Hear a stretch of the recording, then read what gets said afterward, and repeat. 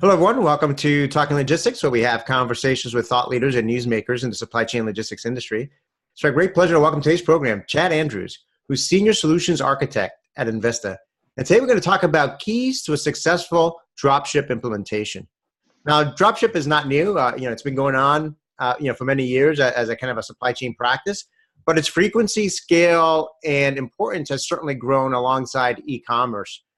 Simply put, drop shipping is becoming a critical part of the omni-channel strategies, for many companies. So what are the benefits and challenges associated with drop shipping?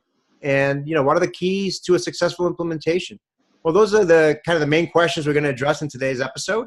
And it's great to have Chad on the program to kind of share his perspective and insights and advice on this topic. So, Chad, welcome to the program. Absolutely. Thanks for having me, Adrian. So Chad, we've had many of your colleagues there at enVista on Talking Logistics over the years. I think this is your first time, and like I always like to do whenever we bring on a new guest on the program, I like to find out a little bit about how and why they got involved in this industry to begin with. So, why don't we start there? Why don't you briefly tell us a little bit about your career path and what your role there is at enVista? Absolutely. So my career path really has been with enVista. So I started out as an intern with enVista and have been here for coming up on 10 years. How I got into the supply chain industry was really through, obviously, school, but I figured out that my personality was in line with just general processes, general practices about how to improve a process from point A to point B.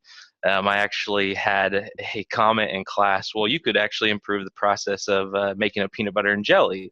And so that was really when I understood that my passion was within this industry. But then within enVista, I've started out as a transportation consultant, so doing transportation system implementations as well as transportation strategy work. And that really led me into when we started developing our Inspire Commerce platform, and really my passion about more relation to e-commerce, order management, those sort of things, because there is a fine line where you're talking about transportation management to order management, and there is very much a similarity between the two and impacts on both. So now today, my role is a senior solutions architect, where I'm more of a sales engineer for our Inspire Commerce platform. Great. Well, hey, 10 years, congratulations. I mean, these days, 10 years at a company is a great milestone. And, how to improve a peanut butter and jelly sandwich. That may be a topic for a future episode. It might not be talking logistics, but, talking lunch, Yes. So I'm going to put that in my maybe new ideas for 2019 of how to expand this program. But anyway, let's get to a more serious and important topic, and that is drop shipping. And like I said in my opening comments, I mean it's not necessarily a new supply chain practice, right, but it's definitely something that you're seeing more about, you're hearing more about it, and so forth. So I mean, how would you characterize, considering you're in the front lines of this with your clients and prospects? I mean, how would you characterize the demand for drop shipping capabilities today? Is it on the rise, and then ultimately, what factors are driving it? Yeah, absolutely. And we are actually having more and more conversations with retailers as well as distributors about drop shipping. And really, I think there is some of the Amazon effect is pushing retailers to expand their product assortment. So then they're that single shop for not only products they've sold in the past, but also expanding the product assortment. So then they become a more recognized brand to their customers. Even from a distribution standpoint, they want to enable dropship because then their brand becomes more known to the public. They want to extend across multiple customers, multiple big box retailers. So then their product is in the hands of the consumer, and the consumer is obviously looking at the brand, and so now they may go find different avenues to find their product. So there's definitely advantages in major growth, and these conversations are largely coming up when we're talking to customers about order management, and just the ability for that endless aisle approach. Yeah, no, absolutely. I mean, I think you brought up the Amazon effect, and I think from a consumer standpoint, the ability to have access or visibility to a much broader assortment of products, and then being able to receive it when you want to receive it. And these days it's more of, as soon as possible, and getting down to, Exactly. the same day. And sometimes, I think what I hear from when I talk to a lot of companies is they're really looking at all, what's the most efficient way to get product in the hands of consumers that's the most cost effective, and that balances the classic time, cost, and service Exactly. equation there. So you talked a little bit about some of the benefits, but maybe you can expand a little bit on it, and particularly for retailers, and I assume there's obviously, as you mentioned, benefits for the distributors and the suppliers as well, right? Yeah, absolutely. So for the retailers, some of the things that we're seeing is they don't want to bring in products to their supply chain that may not perform well. So we have customers that are piloting products, and so they are exploring that online, and then seeing how the demographics, across the U.S. or across the globe are actually buying these products. So then they can strategically buy and place those products into store. But there's also retailers that have just space constraints. They have a 3PL, or they have their own distribution center and no room to grow, and so they want to grow their product assortment as well as revenue, as all most retailers do. But now they are at a space constraint issue, and so this can allow them to grow their product assortment while not bringing in as much product into their network. It helps with inventory carrying costs, those types of things. We're also seeing, even in certain scenarios where supply chains don't support a cold chain. So you may not want to invest in a cold chain within your network. And so you actually rely on dropship vendors where they already have the cold chain, and so their network is established, and now you can just utilize them as a fulfillment node to your customer. Those are all great examples. I mean, as you were talking there, it struck me that, coming more from a kind of a transportation perspective, since that's one of the main areas that I focus my research on.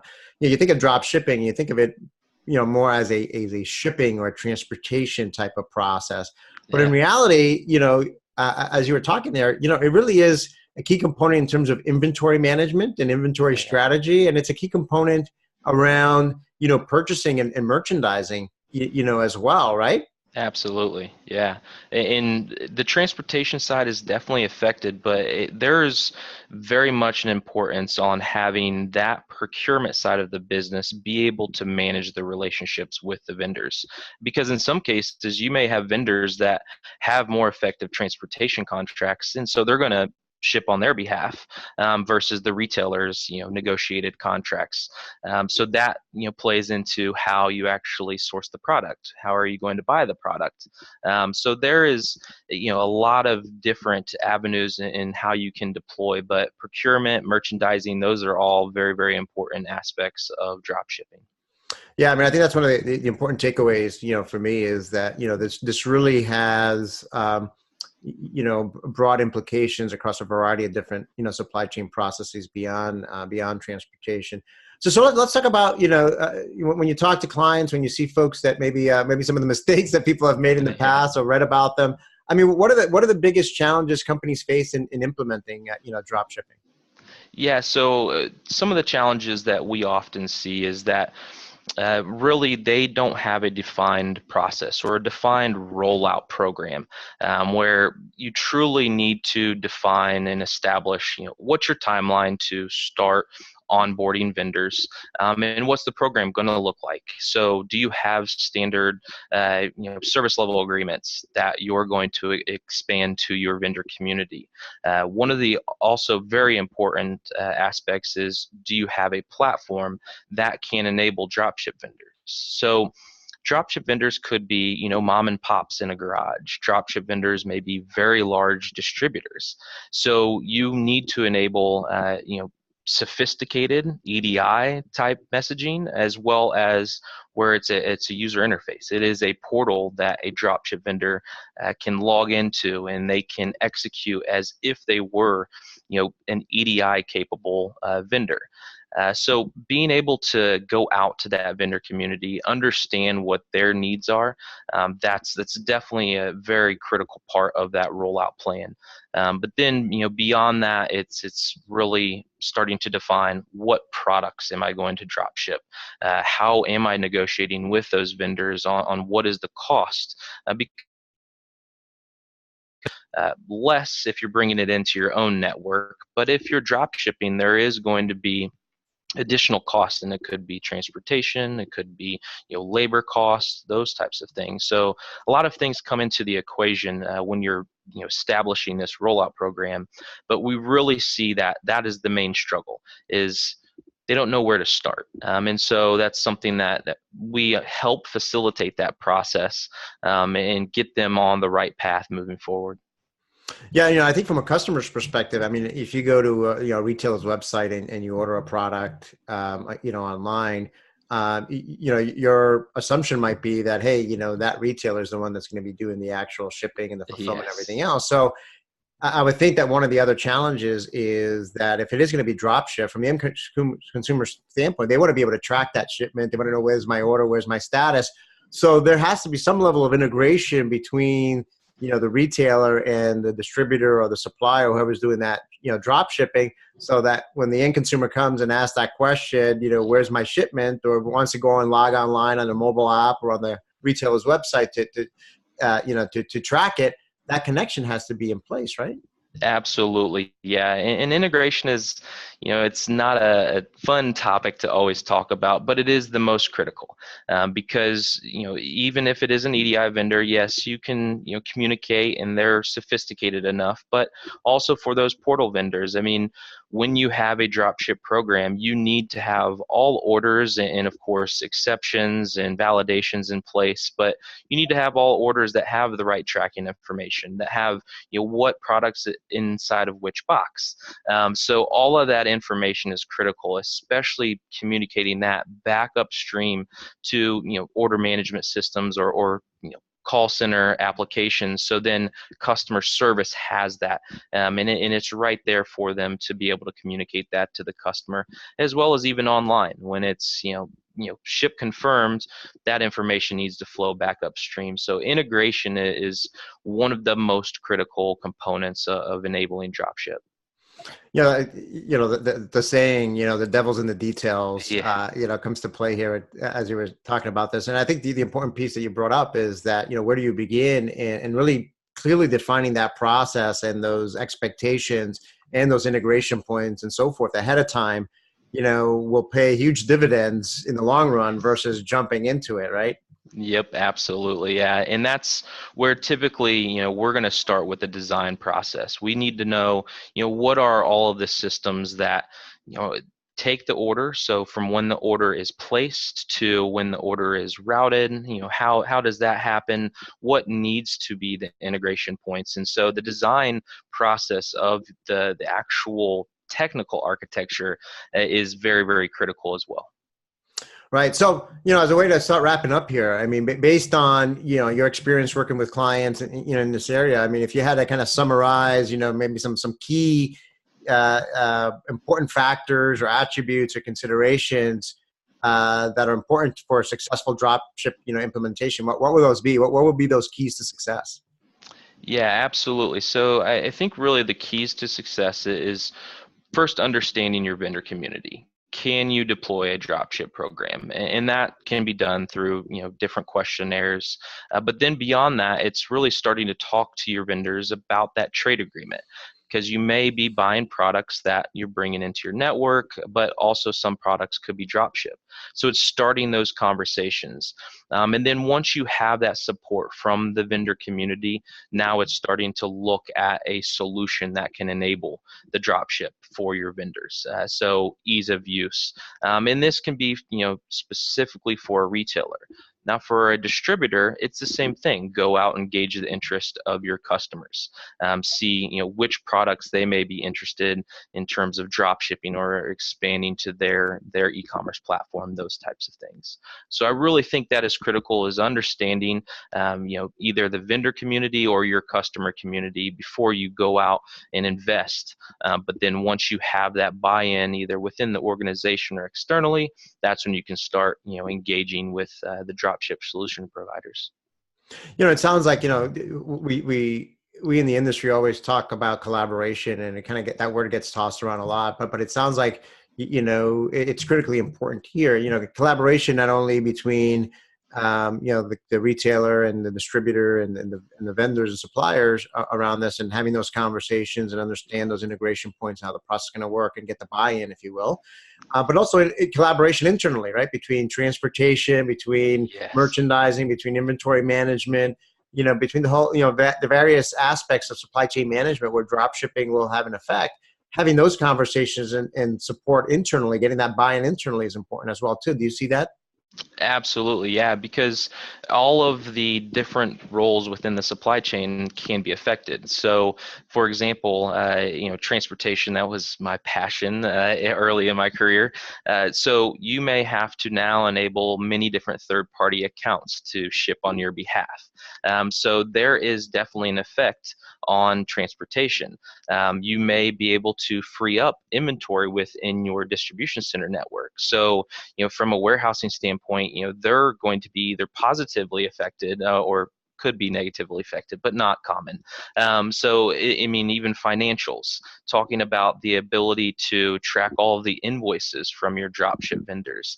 So it really is the entire supply chain that is going to have buy-in, and not only the entire supply chain, but of course the marketing side of the house as well.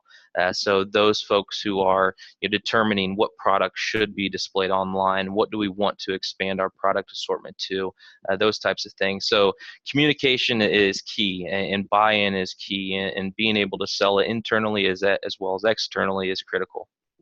Yeah, I mean, I think another, I talked about before, being able to answer, what's the status of my order, what's the status of my shipment, and the importance of integration there. I mean, another, the front end, it's knowing, available to promise, right? So if someone's ordering, you got to know how much inventory perhaps the distributor or your vendor has of that product, so that you can show whether that product is quote unquote in stock, even though you may not have it, even though it's not within your own four walls. So again, that's another example there. We're having, that kind of process mapped out and that kind of integration in place, and those conversations take place from an inventory management perspective is critical, too, from that standpoint.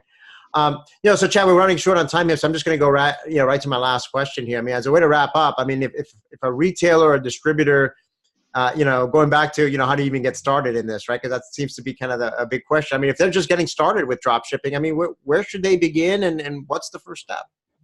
Yeah, so I really do think that the first step is gauging those communities. So from a retailer perspective, it's gauging the vendor community, and also understanding your end customer from a retailer perspective. But from a distributor's perspective, it's going to be engaging with the customers. So those retailers that you're selling to, just to understand, does it make sense? Because from a distributor's perspective, they may not have products that look and feel like dropship. So high value products, larger products, those types of things. So it may not be a good fit for them. So I really think that is the first step, is gauging the interest in terms of your trading partner community. Great. Well, I think, like I always say at the end of all our episodes, we always just manage to scratch the surface on these topics. And this is certainly a very, meaty topic that, you can have a whole conference on. Yes. For sure. But I think you provided some great, food for thought and insights and advice for folks. So again, I want to thank you for making the time to be with us today. Absolutely. I appreciate you having me. Great. And when the time comes to do that, how do you go about improving a peanut butter and jelly sandwich? You'll be back in the program for sure to provide your expertise in that area too. I'll be there. All right, great. Well, I want to thank those of you that joined us today. If you are watching this episode on demand, either at the enVista website or on Talking Logistics, and you've got a question or comment for Chad, you can post it there, and I'm sure he'll be more than happy to respond via that medium. Again, thank you for joining us and look forward to seeing you in a future episode of Talking Logistics. Have a great day.